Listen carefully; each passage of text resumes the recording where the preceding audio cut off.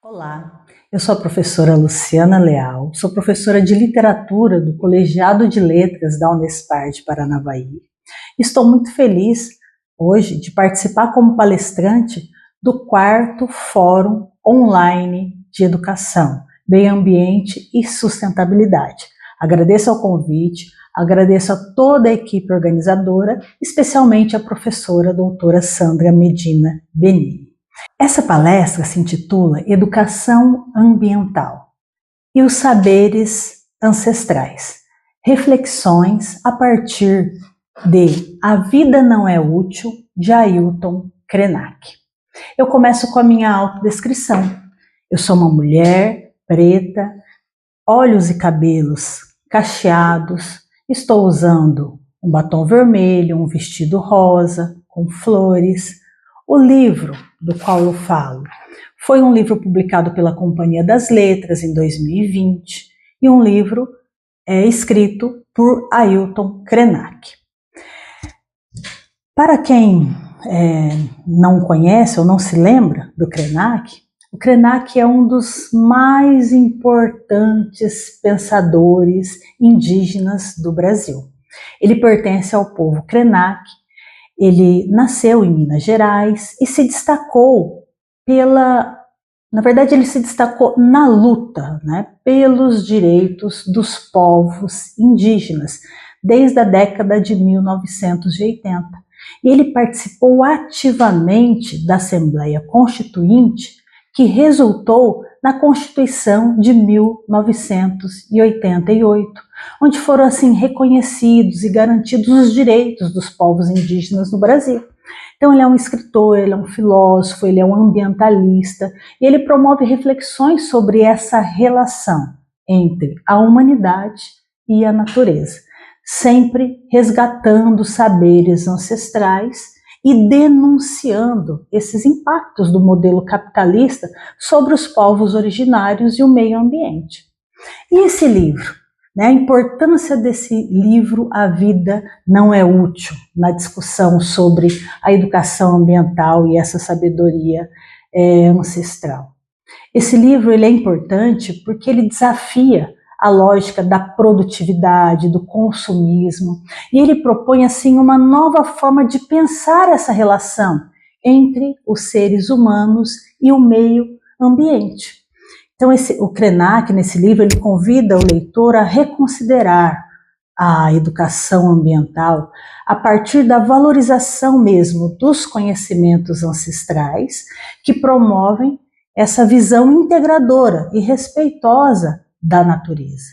Quando o Krenak traz reflexões sobre essa não relação da sociedade moderna com a terra, esse livro ele reforça essa necessidade de repensarmos os modelos educacionais e sociais para incluir uma abordagem mais sustentável e comunitária, que considere essa interdependência entre todas as formas da vida. Então, nesse livro a gente tem a crítica ao modo de vida moderno. Por quê? Porque nós temos essa crítica ao utilitarismo da vida. Por isso a vida não é útil. Essa vida humana, por assim dizer. No livro, pode se referir à forma como as sociedades modernas tratam os indivíduos, como meios para alcançar fins utilitários, por exemplo, sem considerar sua dignidade, o seu valor intrínseco à vida.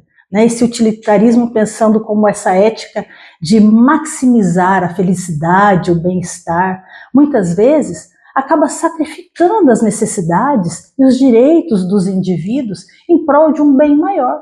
No entanto, esse ponto de vista ignora essas complexidades e as nuances da experiência humana, que não pode ser reduzida a meros cálculos utilitários. Então o livro é, para o leitor, para mim, uma denúncia da forma como a vida humana é objetificada, especialmente em um sistema econômico como o nosso, que valoriza a produção, o consumo, o lucro, em que as relações humanas autênticas e o bem-estar, por assim dizer, psicológico e social dos indivíduos, essa exploração das pessoas em nome desse progresso e da eficiência, pode ser retratada como uma das consequências mais sombrias do utilitarismo. É o que nós temos aqui, onde a vida humana se torna uma mercadoria. Então, quando a gente pensa na exploração dos recursos naturais, por exemplo, essa exploração, né, é também um tema central nessa obra. Refere-se a essa maneira como o modelo de desenvolvimento capitalista, ele explora os recursos da terra de forma irresponsável, sem levar em conta a sustentabilidade ou as consequências a longo prazo, por assim dizer. Então, o livro, para mim, sugere essa exploração desenfreada dos recursos naturais, que é o reflexo do mesmo pensamento utilitarista, a busca pelo lucro, né, sem considerar esse impacto ambiental, social e econômico para as gerações futuras. Então, a natureza ela é frequentemente tratada como algo a ser utilizado e consumido, sem se levar em conta o seu valor intrínseco, como parte de um ecossistema que está interrelacionado, que sustenta toda a vida do planeta. Então, a crítica ao utilitarismo ambiental é uma forma de questionar, né, essa questão de meios e fim, né? E o fim é sempre econômico, sem respeito pelo equilíbrio natural e sem esse reconhecimento dessa interdependência entre os seres humanos e o meio ambiente. Então esse livro nos faz refletir sobre esse impacto do utilitarismo nas relações humanas, no meio ambiente. E quando o Krenak ele critica essa exploração da vida humana e dos recursos naturais, ele sugere que essa busca incessante por lucro, por eficiência, em detrimento aí dos valores humanos e ecológicos, não leva a nenhum progresso. Então a obra é esse apelo mesmo, para a gente pensar as nossas práticas sociais, econômicas, ambientais, buscando alternativas mais justas e sustentáveis para o futuro da humanidade e do planeta. E quando a gente pensa nessa questão vida útil, né, é como essa sociedade contemporânea desvaloriza essa relação com a natureza. Então essa noção de vida útil é um conceito assim enraizado, né, na lógica contemporânea, por assim dizer. Então essa ideia de que a vida deve ser útil, ela está atrelada a esse pensamento, como eu já disse, utilitarista, né, que mede o valor das pessoas e das coisas pela sua capacidade de produzir e de gerar lucro. E esse paradigma vai reduzir essa existência humana, né, a um ciclo incessante de trabalho e de consumo, negligenciando, sem dúvida nenhuma, os aspectos fundamentais da vida, que é a contemplação, que é a convivência com a natureza. Né? Essa ideia de vida útil, ela surge de uma visão mecanicista do mundo, onde tudo e todos eles são avaliados pela sua funcionalidade, né, dentro de um sistema econômico. No contexto desse pensamento, a vida das pessoas ela é constantemente medida por sua produtividade. Se trabalham, geram riqueza e atendem às expectativas da sociedade, são consideradas úteis. Caso contrário, são marginalizadas ou desvalorizadas. O que o Krenak faz nessa obra é propor uma crítica contundente a essa materialidade, né? E essa mentalidade, destacando que a vida não precisa ter um propósito econômico ou uma função prática para ser valiosa. A existência, por si só, já é valiosa, já é significativa. E a tentativa de enquadrá-la em métricas, né, na utilidade, empobrece essa experiência humana que é necessária à vida. Essa desvalorização da pausa, da relação com a natureza. A sociedade contemporânea ela é regida por um ritmo acelerado de produção, de consumo, que desvaloriza momentos de pausa, de ócio criativo, de contemplação. O tempo livre muitas vezes é visto como improdutivo e há uma pressão constante para que as pessoas estejam sempre ocupadas. E esse desprezo pela pausa, pelo ócio, leva a um distanciamento da própria essência da vida e da possibilidade de relação genuína com o mundo ao nosso redor. Então, da mesma forma, essa não relação com a natureza, que é o que o Krenak traz aqui, é um reflexo desse modelo de pensamento. A relação dos povos indígenas com a terra, por exemplo, é baseada no respeito, na reciprocidade, quanto a sociedade industrial enxerga a natureza como um recurso a ser explorado. Nós temos a destruição ambiental e crise climática, consequências dessa visão utilitarista que ignora essa interdependência entre os seres humanos e a natureza. O autor, ele também resgata uma outra forma de existir nesse livro. Quando ele questiona essa obsessão pela utilidade, ele convida esse leitor a essa reflexão sobre os modos de vida mais harmoniosos, dos quais o ser humano possa se permitir, experienciar o presente, sem essa constante cobrança de resultados, de produção. Então ele sugere que precisamos recuperar a capacidade de estar no mundo, de nos relacionar com a Terra e de ressignificar o que a gente entende como vida plena. Dessa forma, A Vida Não É Útil propõe um desafio para o leitor. É esse questionamento da lógica produtivista e reencontrar um modo de existência mais livre, onde o sentido da vida não esteja ditado pelo mercado, mas pela nossa relação com nós mesmos, com os outros, com a natureza.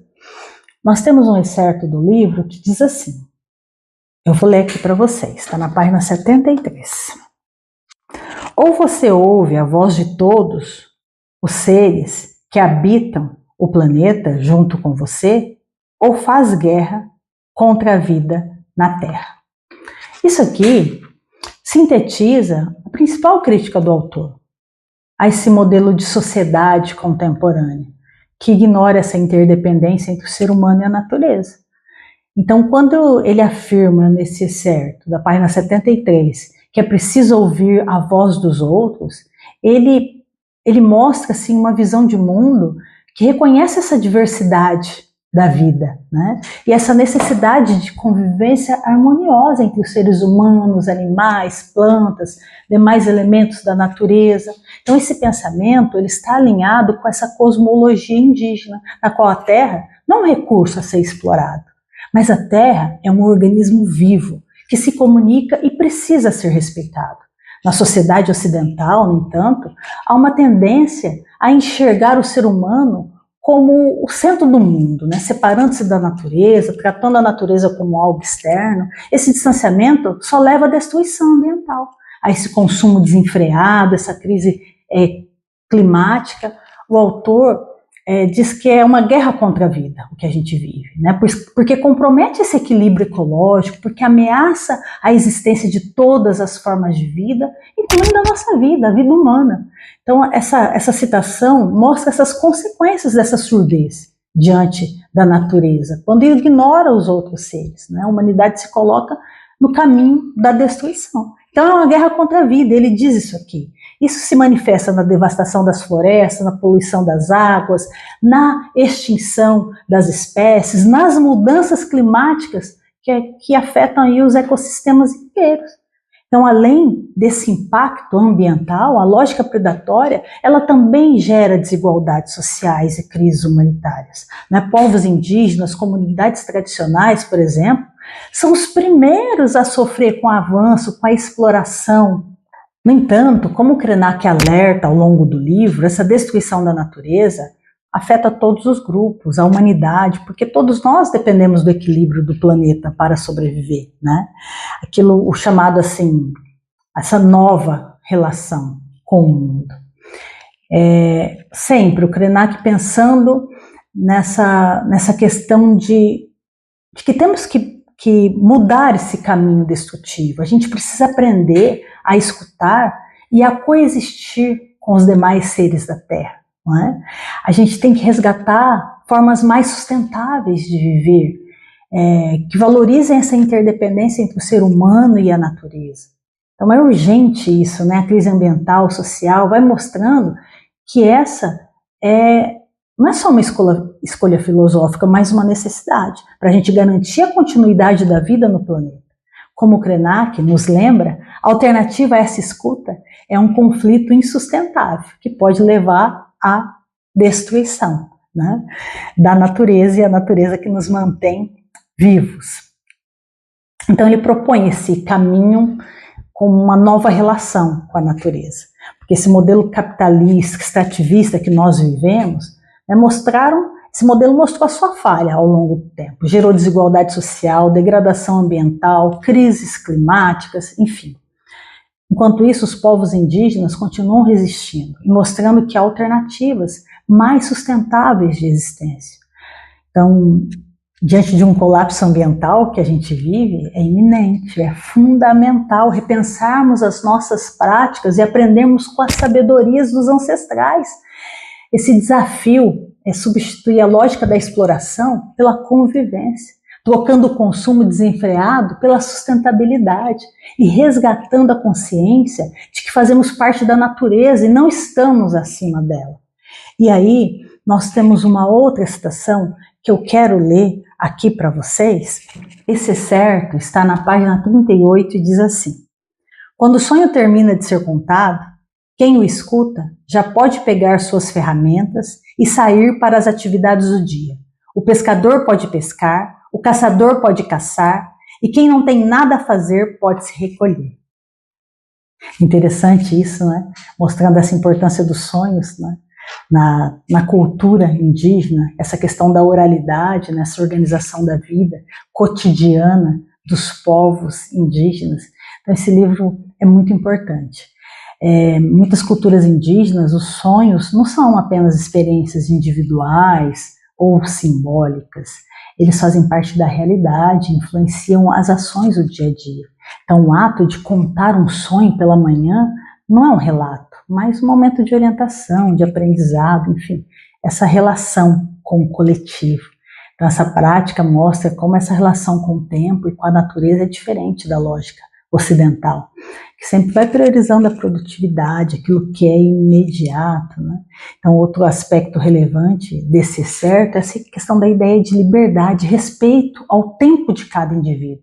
Diferentemente do ritmo frenético imposto pelo capitalismo, onde todos são obrigados a produzir constantemente, esse livro nos mostra que na visão indígena, cada pessoa pode seguir o seu próprio fluxo.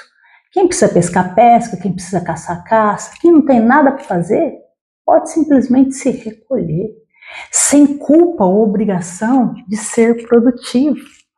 Essa concepção desafia novamente a lógica da nossa sociedade, que vê o ócio como algo negativo, que valoriza apenas aqueles que estão constantemente ocupados. Os povos indígenas, a vida não é uma corrida pelo acúmulo de bens ou pela eficiência, mas um equilíbrio entre trabalho, descanso, espiritualidade, convivência.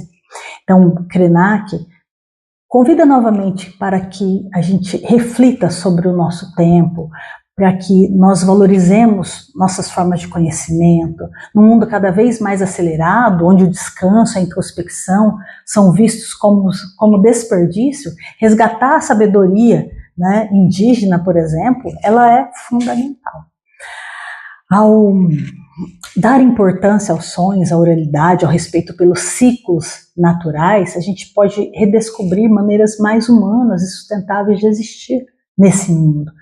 Como Krenak nos lembra, talvez seja a hora de parar, de escutar e permitir que os sonhos também nos guiem, né? Essa importância de repensar a nossa relação com o planeta, essa importância de recuperar o conhecimento dos ancestrais, dos nossos ancestrais e dos povos tradicionais, porque a relação com o planeta tem se tornado cada vez mais evidente no que diz respeito às crises atuais. Então, durante séculos, os povos indígenas, as comunidades tradicionais, eles desenvolveram formas sustentáveis de interação com essa natureza, baseados no respeito, na observação, na harmonia com os ecossistemas. Então, resgatar esses saberes pode ser fundamental para a construção de um futuro mais equilibrado, de um futuro mais sustentável, porque o conhecimento tradicional abrange práticas agrícolas sustentáveis, o manejo responsável dos recursos naturais, a preservação da biodiversidade, essas formas de convivência que minimizam os impactos ambientais. Muitos desses conhecimentos foram sendo ignorados, desvalorizados com a industrialização, com a modernização acelerada. No entanto, diante dessas mudanças climáticas, da degradação ambiental, a ciência contemporânea tem reconhecido a importância de recuperar essas práticas. Um exemplo notável, não é a agroecologia, que combina essas práticas agrícolas ancestrais com os estudos científicos modernos para promover essa produção de alimentos mais sustentável. Técnicas como policultivo, o uso de fertilizantes naturais, essa rotação de culturas são práticas tradicionais que contribuem para a saúde do solo e da redução aí do desmatamento. Então, o conhecimento indígena sobre a floresta e os seus ciclos naturais tem sido, assim, muito importante para essa conservação da Amazônia. Comunidades que vivem em áreas preservadas demonstram possível explorar os recursos sem destruir o meio ambiente, promovendo uma convivência harmoniosa entre os seres humanos e a natureza. Então, repensar essa nossa relação com o planeta exige humildade, né, para reconhecer que a modernidade não detém todas as respostas. A gente precisa aprender com os povos que por gerações souberam viver de maneira sustentável. Então, essa integração entre o conhecimento tradicional e a inovação tecnológica pode ser a chave para um futuro em que o desenvolvimento econômico e a preservação ambiental caminhem juntos, né? Portanto, recuperar esses conhecimentos é um ato de resgate histórico, é uma necessidade urgente para garantir a sobrevivência do planeta e das futuras gerações. Nós precisamos valorizar, respeitar e aprender com as práticas ancestrais. Esse modelo de sociedade, né, equilibrado, sustentável. E agora eu vou ler para vocês um excerto da página. Eu vou ler para vocês a página 82. Um excerto da página 82 que diz assim: os únicos núcleos que ainda consideram que precisam se manter agarrados nesta terra são aqueles que ficaram meio esquecidos pelas bordas do planeta. Há essa desigualdade, né, evidente entre as populações consideradas civilizadas e aquelas que mantêm uma relação mais próxima com a terra, com a natureza. Então, as sociedades industrializadas frequentemente impõem seus modelos desenvolvidos a essas comunidades tradicionais, desvalorizando seus modos de vida e os excluindo do processo decisório global. Então, esse contraste evidencia que a modernidade ela tende a marginalizar formas de existência que priorizam aí essa harmonia com a natureza. Então, essa reflexão do Krenak, quando ele diz que os únicos núcleos ainda que consideram que precisam se manter agarrados à terra são aqueles que ficaram meio esquecidos, né, nas bordas aí do planeta, esse excerto ele ressalta como as comunidades tradicionais são frequentemente vistas como arcaicas, como atrasadas, e são elas que preservam essa natureza, né, que tem o conhecimento essencial aí para a sobrevivência da humanidade em tempos de crise ambiental. Então, essa mercantilização da vida, essa perda da ancestralidade, nós vamos tendo em vários momentos do livro, e eu quero ler para vocês a página 100, 101, que diz assim: o modo de vida ocidental formatou o mundo como uma mercadoria e replica isso de maneira tão naturalizada que uma criança que cresce dentro dessa lógica vive isso como se fosse uma experiência total. Olha que excerto mais reflexivo para esse momento, né? O impacto dessa lógica na formação dessas novas gerações é profundo, né? As crianças crescem inseridas num sistema que naturaliza a mercantilização de todas as coisas, desde os bens materiais até as relações sociais. O Ailton Krenak, ele fala dessa realidade, né? Esse modo de vida ocidental, né? que valoriza a mercadoria e replica isso de uma maneira tão naturalizada que uma criança cresce dentro dessa lógica e vê isso como uma experiência natural e total. Então isso que a gente encontra lá na página 100, 101, é um condicionamento que vai dificultando as outras formas de existência e afasta as novas gerações do contato com a natureza e com a ancestralidade.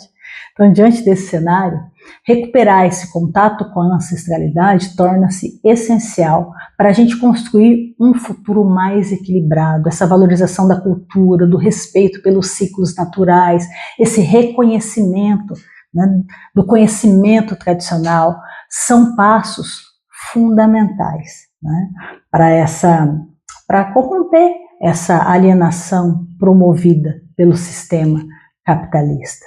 Então, essa reintegração desses saberes pode ajudar a redefinir nossa relação com o mundo, promovendo um modelo de desenvolvimento que respeite tanto os seres humanos quanto o meio ambiente. Eu vou caminhando agora para o fim da minha fala, voltando e pensando que essa crítica à utilidade da vida, essa valorização, né, dos saberes ancestrais que nós temos aqui no livro, essa busca por essa relação mais sustentável com a Terra, são elementos centrais para a gente pensar o nosso futuro. Então, essa sociedade moderna, impulsionada pelo capitalismo, pelo consumo excessivo, tem se afastado cada vez mais dos valores fundamentais que garante o equilíbrio entre a humanidade e a natureza. Que é essencial reavaliarmos nossos valores e nossos modelos de desenvolvimento, considerando aí a necessidade de um mundo mais justo, de um mundo mais sustentável. Esse resgate das tradições ancestrais não significa abrir mão do progresso, mas sim repensá-lo. Repensá-lo para que ele não seja destrutivo, garantindo esse respeito ao meio ambiente e às culturas tradicionais. Cada indivíduo pode incorporar princípios de respeito à natureza e valorização das sabedorias ancestrais em seu dia a dia. Pequenas ações como consumir de forma consciente, apoiar comunidades tradicionais, buscar um estilo de vida mais relacionado com os ritmos naturais, podem fazer uma diferença na construção de um futuro mais equilibrado. Agradecemos e agradeço pela atenção, pelo interesse nesse tema que é tão importante, né, que a gente possa continuar pensando sobre práticas que contribuam para um mundo mais harmonioso e sustentável. Eu termino lendo a página 108. Isso, partindo da ideia de que a vida é útil, mas a vida não tem utilidade nenhuma. A vida é tão maravilhosa que a nossa mente tenta dar uma utilidade a ela. Mas isso é uma besteira. A vida é fruição, é uma dança, só que é uma dança cósmica e a gente quer reduzi-la a uma coreografia ridícula e utilitária. Obrigada a todos que chegaram até o final dessa fala. O que eu tentei trazer foram algumas reflexões a partir desse livro, que é tão importante estar na escola, na sala de aula, para ser lido com os alunos e para os alunos do ensino fundamental, anos finais, ensino médio. Esse foi um livro lido e discutido num projeto de extensão que eu coordeno aqui na Unespar de Paranavaí, chama Clube de Leitura Virtual João Zanello Carrascosa. Quem tiver interesse em participar desse clube está convidado. Fica aqui o Instagram do clube, que vocês podem entrar em contato, se desejarem. Podem seguir o Instagram e ver as obras que a gente lê. Se tiverem interesse, estamos à disposição. Até mais, sintam-se abraçados.